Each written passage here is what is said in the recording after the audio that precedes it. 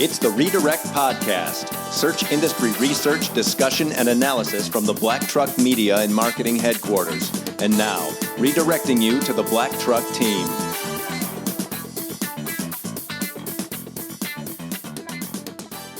Welcome to episode 25 of the Redirect Podcast. It is Friday, December 15th, 2017.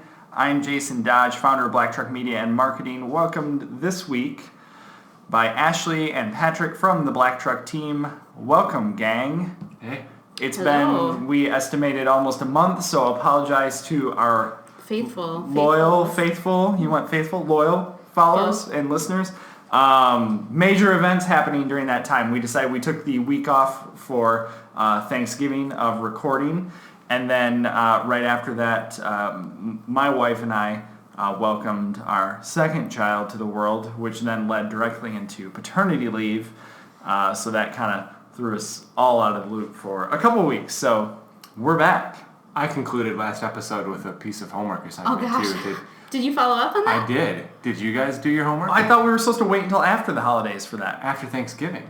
Oh, It was okay. it was Black Friday related. So real quick, just as a recap to circle back, was leading up to in episode 24. We talked about let's just say shoddy holiday campaigns online and keeping an eye out for it. And I think up to that point, none of us had really seen anything at all. It was almost like either we're immune to it, or advertisers or brands were not really pushing things out there until almost last minute. So, what stood out to you then, Pat? I kind of cheated.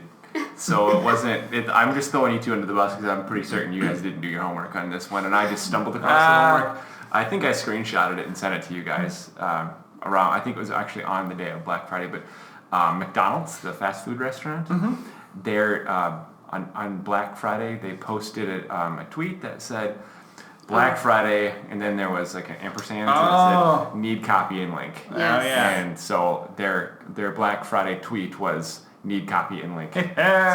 So it's always the blame it on the intern, but stuff like that gets quadruple checked.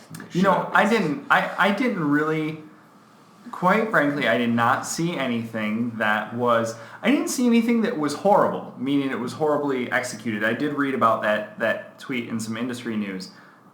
I didn't see anything that was like mind-blowing, earth-shattering, oh my god, I have to go out and get this deal. No. I think what I was fascinated by the most was like the whole Amazon Prime week, or like not Prime week, excuse me, Cyber Week, essentially, the Cyber Monday week. They were releasing deals every day. That felt a little clunky and disjointed. And a lot of these deals, like I mentioned before, like 5%, 10% off. I'm sure it entices other people. Yeah, I'm with you. I am not clicking my mouse on that. Like that is not enticing me to do anything. Yeah, and I think brands sending emails with Cyber Monday deals, but then the next day being like, it's still Cyber Monday, and then it continues through the rest of the week. It's like, oh, well. Extended for 48 more hours. I think economists and marketers need to change the conversation and know it's the concept of Black Friday and Cyber Monday. I feel are basically dead, and they're just only alive in name alone. They need to come up with just some type of shopping season on that, because it's blended. The lines are gray, and there's no distinct day and day anymore as far as what is offered out there. So what would be interesting would be to maybe dive in deeper with like our e-commerce clients, as well as talking to more people that are maybe even more ingrained in the e-commerce world. I would be curious just from a retail perspective. I think if you look at general retail sales cycles, like in general, sales are going to be up around the holidays anyways. Duh. Does that mean that your ad campaign had a more positive impact or negative impact? I don't know. Hard to measure. So anyways, as a recap, because we already killed 4 minutes on this whole discussion, but I didn't see anything that was mind-blowing, that anybody did anything that made me as a marketer go, ooh, that was bad. Yeah. Or, hey, that's fantastic. I mean, there's a lot of targeted ads, a lot of remarketing, a lot of dynamic product placement, a lot of dynamic like PLAs and dynamic remarketing. But outside of that, I didn't see anything blowing my doors off. So, cool. So I decided to go ahead and take the lead today. So you get to listen to me talk more, I guess. But biggest change that's happened in the search landscape since we last talked, big news out of the big G, out of Google, is the topic of snippet length. Yes. Or what they're displaying within the SERPs. So what they're displaying within the search engine results pages. This is when you do a search, it's not the headline of your page that's being ranked, it's the data, the information that's being pulled in below that, what we typically will refer to as optimizing a page meta description or a meta page description. We'll abbreviate that with the wording page description. This can be viewed now both in the desktop and mobile search environment. So we've got the mobile SERPs as well as the desktop SERPs. This is pushed out there to both. We used to historically aim for like best practices when we're writing a description. A page description was right around 165 was like a max length. And I think that's even based off of like best practices from Google. Maz's Rand Fishkin even just reported on it Whiteboard Friday, I think last week, having measured them now somewhere in the neighborhood of like 260s to 270s. So what it means now is that Google has just updated kind of their best practices guideline, which if you haven't read that yet, that's like I think, Ashley, you shared it with the group. It's this crazy almost manifesto of sorts, super in-depth. Google doesn't necessarily disclose that there's like specific set character length to go by now, but the newly minted Danny Sullivan, right, coming in as the Google liaison now, has been quoted as saying probably not greater than 320 characters.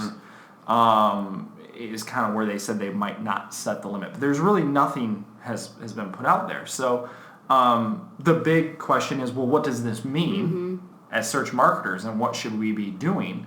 And I think the impact has been discussed at pretty great detail from the folks at Moz, Search Engine Land, the SEM Post. Everybody has kind of covered it and had some angle on it. I was reading a lot of this actually last week. So even though I was out on paternity leave last week, I was following along on some things while holding child. So first and foremost, I think it's really time, whether you're like a seasoned search marketer, whether you're getting into the game and trying to figure out how do I really increase, the effectiveness of my organic search strategy. It's really time to consider refreshing and updating your page descriptions. So I think it's smart to kind of plan out updates specifically to maybe those pages that are tops for you. So whether that's that cornerstone or keystone content that continuously gets ranked really well, or it's a page that's ranking really well, you want to start looking at those pages maybe first and foremost to do some testing. I'm not saying go out and change them all right away, because not all of the SERPs are going to be showing this immediately. But at the same standpoint, if not all the SERPs are showing it, you might as well, maybe should we try and be ahead of the curve and stand out a little bit more? I think Moz is speculating that there could be fewer clicks on those types of less complex queries. So the simpler searches,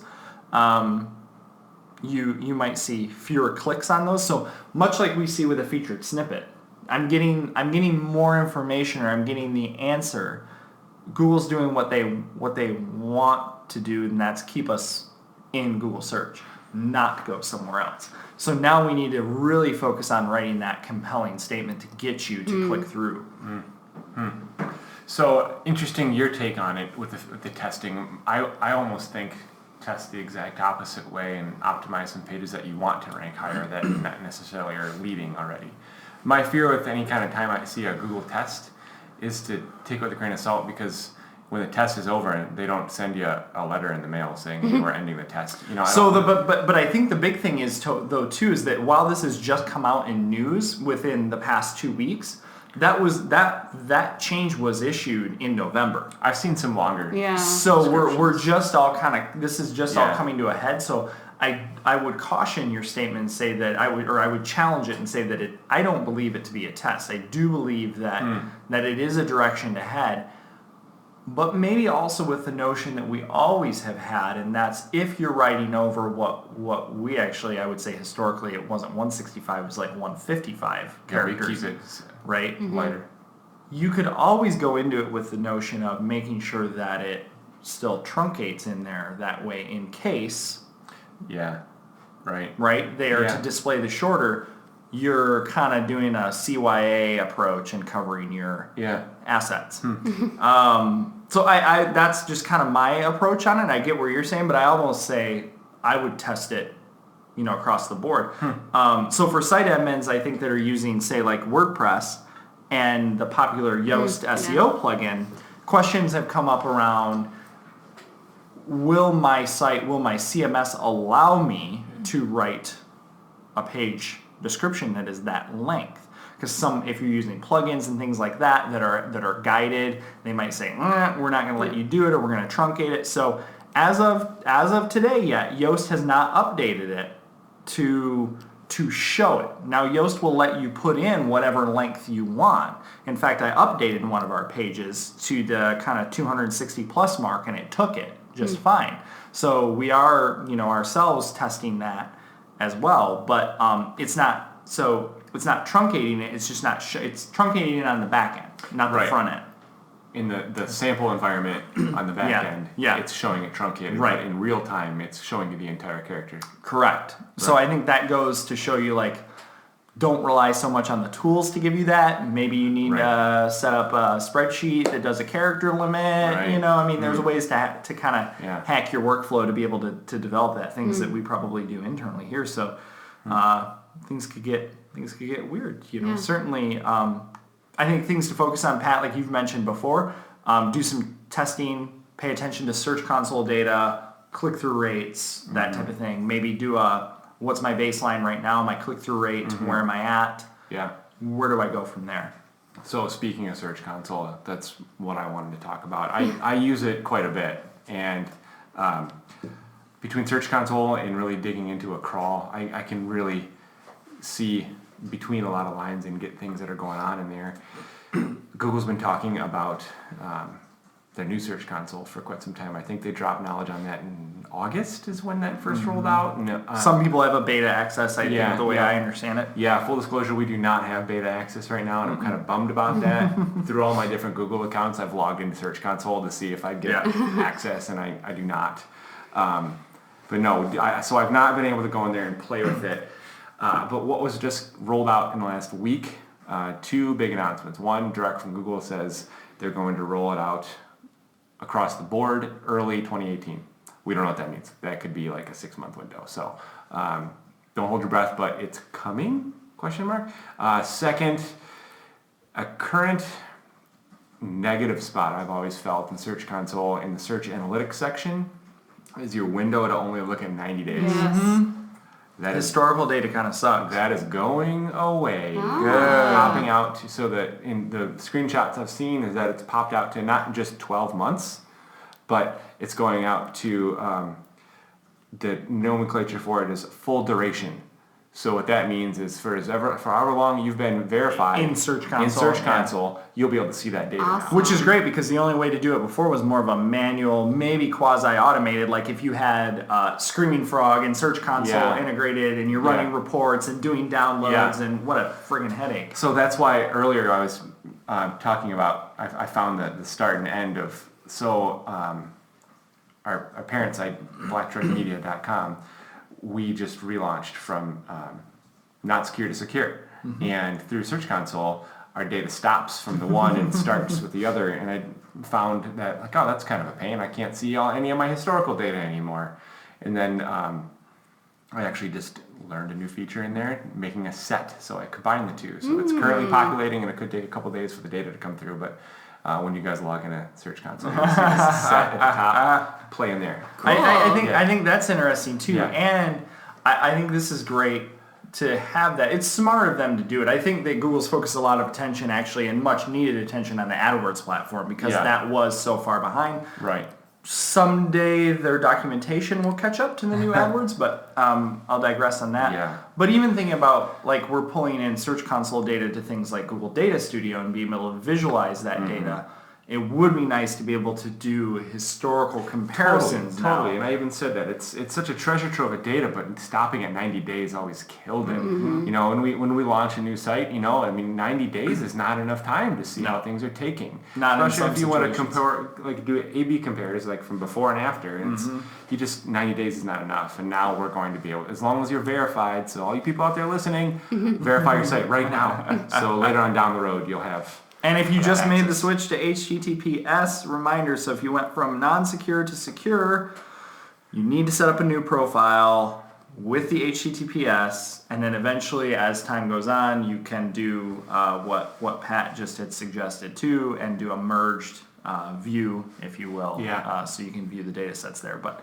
you need to set up the other profile. They don't view them as the same thing. Yeah, So- and same as you, I saw this information on several different sources. A lot of people are picking up on this, and it's just like 2-paragraph articles right now because Yep. it's like, hey guys, look at the screenshot, and that's pretty much all it is right now. Yep. However, based on the way I use Search Console, and it is an exciting feature. They've come under, Google has come under fire. The Webmaster Central and the Search Console, that team, if you will, I think has come under enough fire lately in terms of there's enough of us search marketers that know to be skeptical about some of the data that's in there, right? Google will tell us one thing, but we know we can match that up with other third-party tools and go, Right. maybe not. So, so I think they know they have to improve it. So that's cool. It'll be great to see that happen. So Yeah. hopefully we see it sooner rather than later. So, Cool.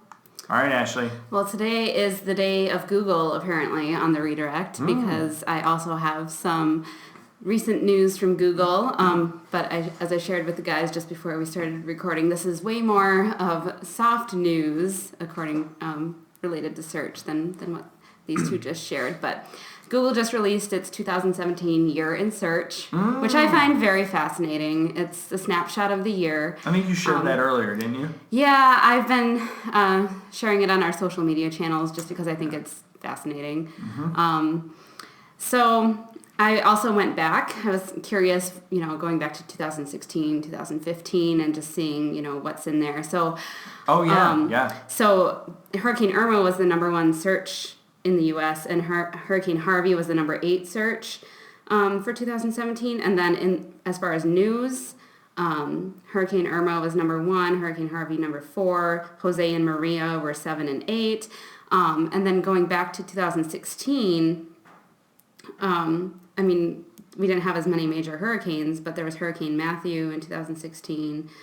And then So are you telling me that Google basically is rewriting my blog post? no, Oh, okay. no, I just saw the connections and it just made me think. But so of course 2016 had a lot of mentions of the election and Donald Trump, Hillary Crazy year. Clinton, the Olympics, the Orlando shooting, Brexit. So It's not over yet. it's not over yet. And then 2017, we had the Las Vegas shooting. Not to be a downer, everybody, but it's just, again, as I said, it's like a snapshot of the year.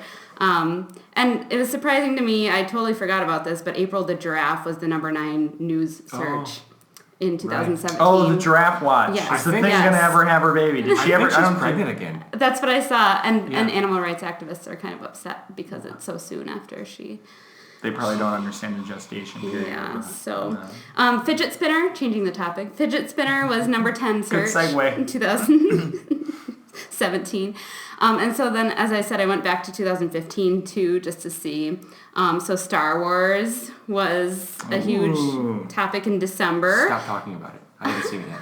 Spoiler. But 2015. Okay, right. So this is The Force Awakens. Let's see. Cecil the Lion, if you remember, in 2015. So we have an obsession with celebrity animals, apparently. Rest in peace. Rest in peace, Cecil. Let's see. And then weird. Guns in America was big. Oh, wow. In Quite the 2015. segue from the Dead Lion to a Guns N' America. Sorry. Good one. So anyway, we will share these links on the blog, but I just, again, think it's just really fascinating to look at what people have been searching. Yeah. And kind of the overarching theme, maybe not the theme, but one of the takeaways from all of this is Sundar Pichai, the Google CEO, said that searchers search for how phrases more this year than ever before. So I think we've talked about it before on the podcast, but just how to Totally. content is, Yep. super important if it's relevant to what you are talking about on your website. So just keep that in mind. I do think that is a really good reminder. It's something that I think that we do a good job at reminding, just because we're maybe so entrenched in that world as we're developing content, as we're developing strategies for search, is that as marketers, you are very, you'll commonly fall into the trap of leading with your service or leading with your solution. The how question, the intent behind a how question or a why question is very much someone who has a problem. And if you lead with the problem, you ultimately will fulfill what it is that user is looking for. Meaning, odds are your content will resonate better with them. It has a better opportunity to rank better. It's just going to perform better. So lead with the problem. Lead with the how do I? Lead with the why do I? Lead with the what. Instead of your product service. It makes so much sense, and it's so difficult to get that message out, though. Yeah. No, you're right. I think in closing too, kind of to come full circle on betas, there is a beta that just was released. Google Customer Match just got way more in depth. So AdWords Customer Match. So we can now target beyond just the email list. So we used to be able to build these customer matches and target individuals by email list. Now we can use physical data, like mailing addresses and phone numbers. So if you have their physical data or you're doing a mailing campaign, so traditional to digital crossover now all of a sudden, like screw your pearls that your print guy's been talking to you about, I want to go the other route now, and I want to remarket to those same people 2 days after the mailer's been sent. I can do that now. The other thing too that I'm really excited about doing some testing, and this one's pretty fresh, is targeting by life events. That is now available to everyone. That's been available in beta to a small percentage, and we've kind of dabbled here and there with it as it's become available on various accounts. But now, just like you've been able to do in Facebook, be able to target people by major life events. So, had a child, moved, relocated, bought a house. That type of thing. All of those things are going to become much more relevant.